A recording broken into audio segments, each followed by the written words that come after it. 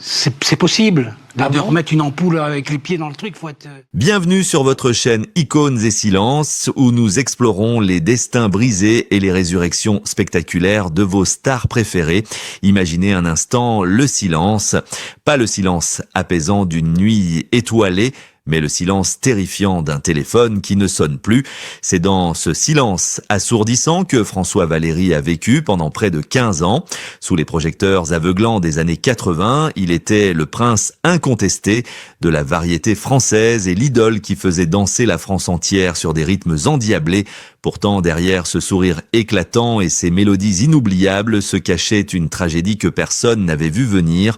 Aujourd'hui, à 71 ans, l'homme qui se tient devant nous n'est plus seulement le chanteur à minette que certains ont voulu caricaturer, c'est un survivant.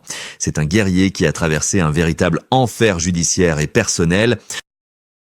Il a décidé de briser l'omerta. Longtemps, on a cru que sa disparition des ondes était naturelle ou pire qu'elle était due à un manque de talent. Mais la vérité est bien plus sombre et bien plus cruelle. François Valéry a choisi de parler et de pointer du doigt ceux qui ont tenté de l'enterrer vivant.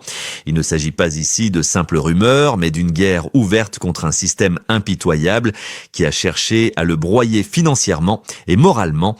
Comment un artiste qui vendait des millions de disques s'est-il retrouvé un matin ruiné et seul face à ses démons, qui sont ces forces invisibles qui ont transformé son rêve américain en un cauchemar procédurier interminable? L'histoire de François Valéry ressemble à un scénario de film noir où la trahison côtoie la gloire. Tout avait pourtant commencé sous les meilleurs auspices, comme une prophétie murmurée par une voyante qui avait lu dans les lignes de la main d'un jeune homme nommé Jean-Louis Mougeot un destin hors du commun, mais elle n'avait pas vu le prix terrible qu'il allait devoir payer pour ce nom d'emprunt. Alors que s'est-il réellement passé lorsque les lumières se sont éteintes? Préparez-vous, car ce que vous allez découvrir va changer à jamais votre regard sur cet artiste. Tout a commencé par une prédiction. Nous sommes en 1974 et le jeune Jean-Louis Mougeot n'est encore qu'un rêveur anonyme qui gratte sa guitare dans l'ombre. C'est alors qu'une voyante, secrétaire du célèbre Marcel Amont, croise sa route et lui lance une phrase qui allait sceller son destin. Elle lui dit que son nom de naissance ne brillera jamais sur les marquises, mais qu'un autre nom l'attendait. Ce nom, c'était François Valéry. Comme par magie, dès que ce patronyme a été prononcé, les portes du succès se sont ouvertes avec une violence inouïe. Son premier titre, une chanson d'été, déferle sur la France comme une vague de chaleur inattendue. La voix est puissante et le rythme est entraînant. C'était exactement ce dont le public avait besoin dans cette France post-68arde qui cherchait à oublier les tensions sociales pour se perdre dans la légèreté et la romance. Très vite, le phénomène François Valéry devient incontrôlable.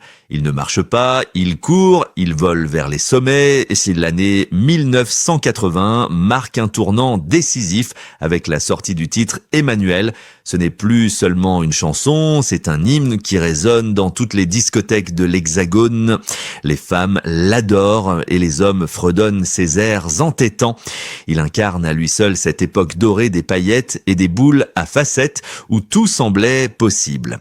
Mais le véritable couronnement arrive un an plus tard, en 1981. Imaginez le tableau. Il se retrouve en studio avec la fiancée préférée des Français, la sublime Sophie Marceau, qui venait d'exploser dans le film La Boum. Ensemble, ils enregistrent Dream in Blue. Ce duo devient instantanément culte et propulse François Valéry au rang d'icône absolue. Il n'est plus seulement un chanteur de variété, il est devenu une part de l'identité culturelle française. L'argent coule à flot et les disques d'or s'accumulent sur les murs de sa villa. Il roule en voiture de sport et vit la grande vie d'une star adulée. On le voit partout à la télévision, souriant, confiant, apparemment intouchable. Il enchaîne les tubes comme Aimons-nous vivants en 1989. Un titre qui sonne aujourd'hui comme une prophétie cruelle sur l'urgence de vivre avant que tout ne s'effondre. À cette époque, François Valéry est un roi soleil. Il compose pour les autres, produit des artistes et semble avoir le monde à ses pieds. Chaque concert est une communion, chaque apparition publique déclenche l'hystérie.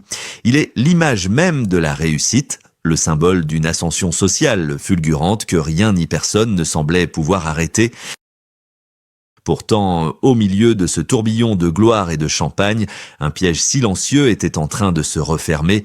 Personne ne pouvait se douter que derrière les sourires de façade et les poignées de main chaleureuses des dirigeants de l'industrie se préparait l'une des chutes les plus brutales de l'histoire du show business, car c'est précisément au sommet de sa gloire, alors qu'il se croyait invincible, que François Valéry a commis l'erreur fatale de faire confiance aux mauvaises personnes. Il a apposé sa signature au bas d'un document qui n'était pas un contrat, mais un arrêt de mort professionnel. C'était en 1989, une année charnière qui devait marquer son entrée dans la cour des grands producteurs internationaux, mais qui s'est transformée en une descente aux enfers vertigineuse. François Valéry venait de signer un contrat de distribution avec Sony Music, l'un des géants mondiaux de l'industrie du disque. Sur le papier, c'était l'apogée d'une carrière, la promesse d'une indépendance artistique totale couplée à la puissance de feu d'une major.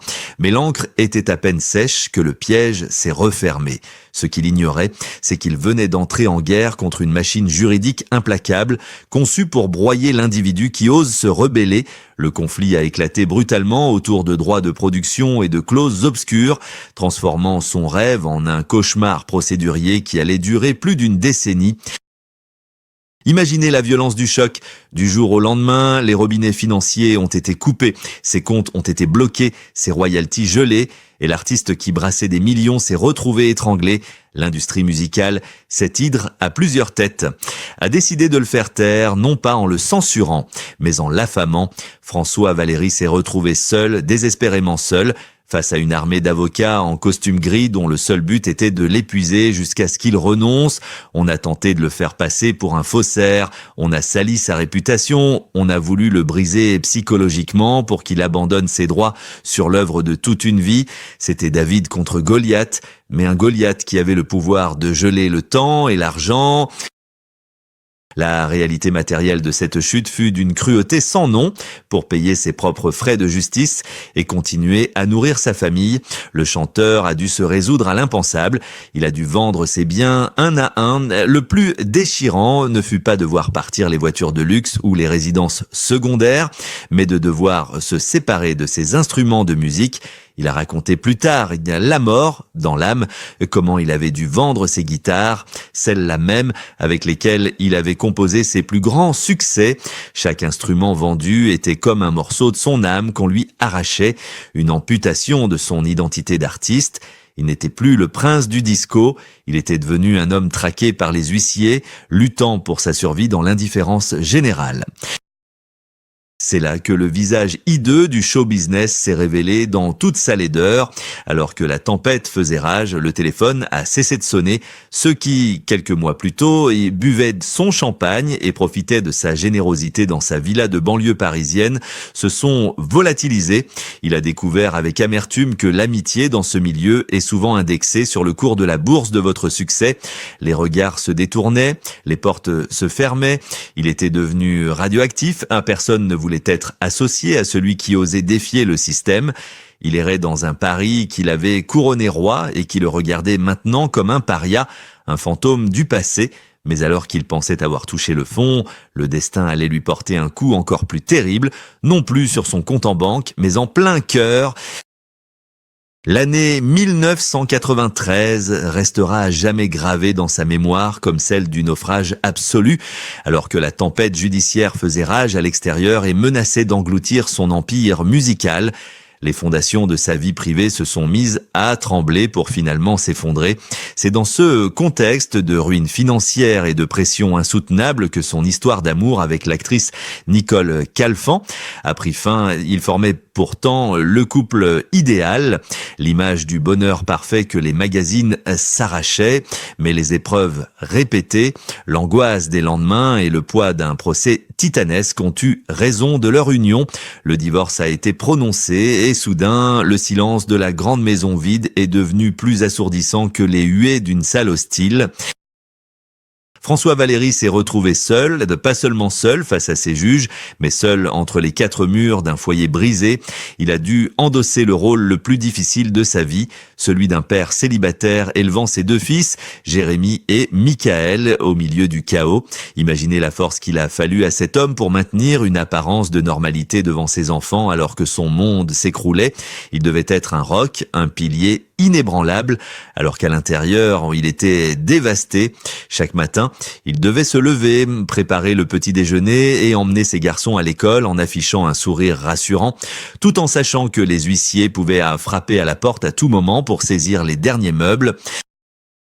C'était une double peine. D'un côté, l'industrie du disque l'avait banni, le privant de sa raison d'être artistique. De l'autre, sa vie sentimentale était en cendres. La presse, toujours avide de scandales, ne lui a fait aucun cadeau, spéculant sur sa chute avec une cruauté voyeuriste.